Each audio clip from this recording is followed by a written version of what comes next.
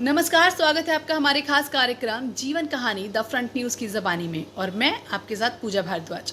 आज हम बात करने जा रहे हैं एक ऐसी शख्सियत की जिन्हें देखते ही देखते सुपरस्टार बना दिया गया। जी हाँ, उनके केवल एक गाने ने रातों ही रात उन्हें सुपरस्टार बना दिया।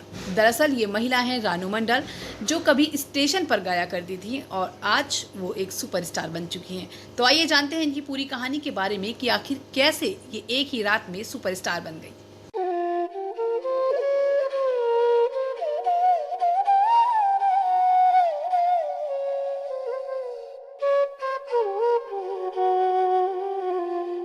कहते हैं कि टैलेंट और लगन हो तो किस्मत भी कभी ना कभी साथ दे ही देती है, और कुछ ऐसा ही हुआ है इंटरनेट सेंसेशन रानू मंडल के साथ।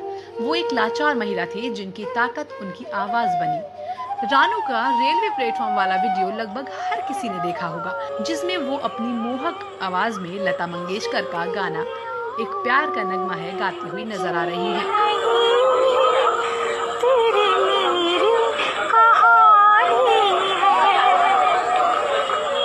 इसके बाद से आलम यह है कि हर कोई रानू के बारे में जानना चाहता है। अब कहा जा रहा है कि उनका असली नाम कुछ और है। ऐसे में हम आपको बताने जा रहे हैं रानू के बारे में कुछ ऐसी बातें जो शायद ही कोई जानता हो। अलग अलग पहचान से जादुई आवाज वाली रानू मंडल पश्चिम बंगाल के रानाघाट की रहने वाली हैं। कई मीडिया रिपोर्ट्स तो यहाँ तक दावा कर रही हैं कि रानू का असली नाम रेनू रे है। तो वहीं कुछ रिपोर्ट्स का दावा है कि रानू मंडल पहले एक क्लब में गाया करती थी, तब उन्हें लोग रानू बॉबी के नाम से जानते थे। रानू की शादी बबलू मंडल नाम के एक शख्स से हुई थी, तभी से वह रानू मंडल हो गई। शादी के बाद रानू मुंबई शिफ्ट हो गई थी। रानू की जिंदगी ठीक ही चल रही थी, लेकिन जब उनके पति की मृत्यु हुई तो अचानक से रानू की जिंदगी में भूचाल आ गया। हालात ऐसे हो गए कि रानू को अपने घर वापस लौटना पड़ा और उनकी हालत बेहद खराब हो गई। रानू ने तय किया कि वो अपनी जीवनी के लिए अपनी आवाज को ताकत बनाएंगी। गरीबी का आलम ये था कि रानू को रेलवे स्टेशन पर कोने में बैठकर भीख मांगनी पड़ती थी। वो गाना गाती और रास्ते से गुजरते लोग उनकी आवाज सुनकर उन्हें कुछ पैसे या खाने की चीजें दे दिया करते थे। छोड़ गई बेटी। रानू की एक बेटी भी है। इस बेटी ने रानू का साथ इसलिए छोड़ दिया क्योंकि उसे अपनी मां का रेलवे स्टेशन पर भीख मांगना पसंद नहीं था। रानू ने लगभग 10 साल तक ऐसे ही गरीबी के हालात में गुजारे और इन 10 सालों में उनकी बेटी रानू के साथ नहीं रही। जब रानू एक वीडियो के साथ सोशल मीडिया सेंसेशन बन गई तो 10 साल बाद उनकी बेटी भी वापस आ गई। एक मीडिया रिपोर्ट्स में ये भी बताया गया कि जब रानू 20 साल की थी तो तभी से वो क्लब में गाना गाया करती थी। तब लोग उन्हें रानू बॉबी के नाम से जानते थे। उन्होंने गाना सिर्फ इसलिए छोड़ दिया था क्योंकि परिवार को रानू का ये काम कतई पसंद नहीं था।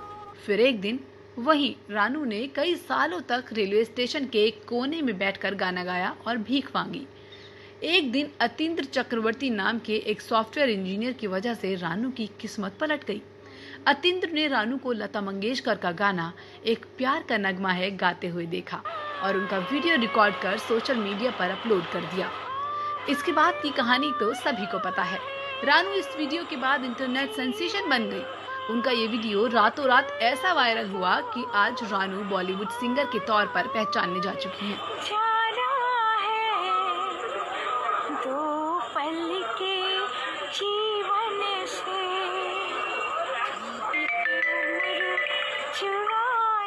रानू अब तो हिमेश रेशमिया के फिल्म हैप्पी हार्डी एंड हीर के गाने तेरी मेरी कहानी से बॉलीवुड में प्लेबैक सिंगर के तौर पर डेब्यू कर चुकी हैं। चारों तरफ बस रानू ही रानू छाई हुई है। ऐसा हो भी क्यों ना, कम ही लोगों में होता है ऐसा हैरान कर देने वाला टैलेंट।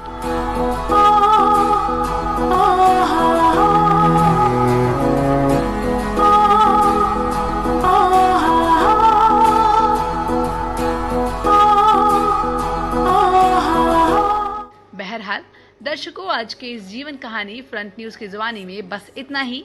लगातार न्यूज अपडेट देखने के लिए देखते रहिए the front news. Front news के लिए पूजा भारद्वाज की रिपोर्ट।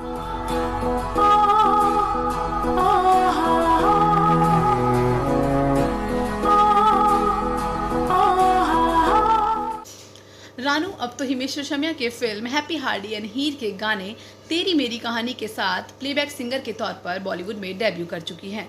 हर तरफ सिर्फ रानू ही रानू छाई हुई है और ऐसा हो भी क्यों ना, हर किसी में थोड़ी होता है ऐसा चौंका देने वाला टैलेंट। बहरहाल आज हमारे खास कार्यक्रम में सिर्फ इतना ही। ताज़ा खबरें देखने के लिए देखते रहिए द फ्रंट न्यूज़। धन्यवाद।